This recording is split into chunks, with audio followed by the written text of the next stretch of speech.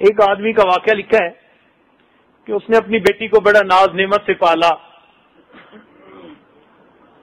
کہ میری بیٹی بڑی پیاری ہے، خوبصورت ہے، عقل مند ہے،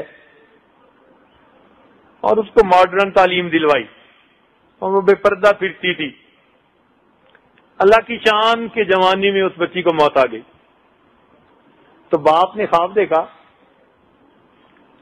تو خواب نے اپنی اس بچی کا کہ اس کا سر بالکل بالوں کے بغیر، کھوپڑی ہے صرف، اور اس کے دونوں ہونٹ بالکل جیسے کسی نے کاٹ دیے ہوں تو سیدھا اس کے دانت نظر آ رہے ہیں، اور ہاتھ اور پاؤں زخمی ہیں۔ اس حالت میں اس کو خواب میں دیکھا۔ اس نے کہا بیٹی کیا ہوا؟ کہنے لگے ابا جان، جب میں یہاں آئی تو مجھے فرشتوں نے کہا تو ننگے سر پھرتی تھی، تجھے اس کی سزا ملے گی۔ چنانچہ میرے سر کو بڑا بنا دیا گیا، میرے ایک ایک بال کو بڑھ کے درخت کی طرح بنا دیا گیا، اور پھر فرشتوں نے میرے ایک ایک بال کو میرے سر میں سے اکھاڑا۔ اتنی مجھے تکلیف ہوئی کہ میں بتا نہیں سکتی۔ پھر ایک فرشتے نے کہا اچھا تیرا تو وضو بھی ٹھیک نہیں ہوتا تھا، یہ تو کیا چیز اپنے ہونٹوں پہ لگائی ہوئی تھی؟ وہ سرخی لگاتی تھی، شیرنی جیسے خون پی کے ہٹتی ہے نا، شیرنیاں بھی خون پی کے ہٹتی ہیں۔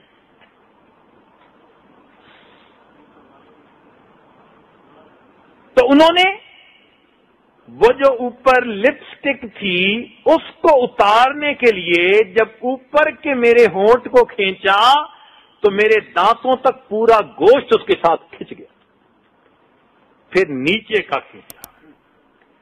پھر وہ کہنے لگے ہاں تیرا غسل نہیں ہوتا تھا کہ تیرے ناخنوں پر بھی کچھ لگا ہوا تھا۔ تو انہوں نے میرے ناخنوں پر جو نیل پالش تھی اس کو اتارنے کے لیے جو کھینچا تو میرے سارے ناخن ہی کھینچ گئے۔ ابا جان اب میں اس حالت میں ہوں۔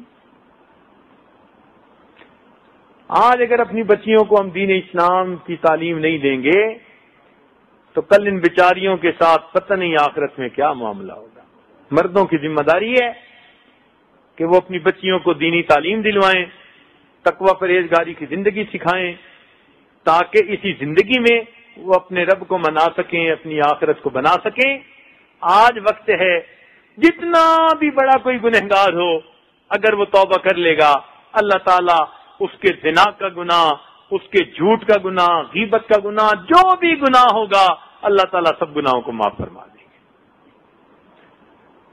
اس لیے آج ہم اپنے ہاتھوں سے اپنی آخرت کو بنا رہے ہیں یا اپنے ہاتھوں سے اپنی آخرت کو بگاڑ رہے ہیں۔ اللہ رب العزت ہماری آخرت، ہمیں اپنی آخرت سنوارنے کی توفیق عطا فرمائے۔ وآخر دعوانا ان الحمدللہ۔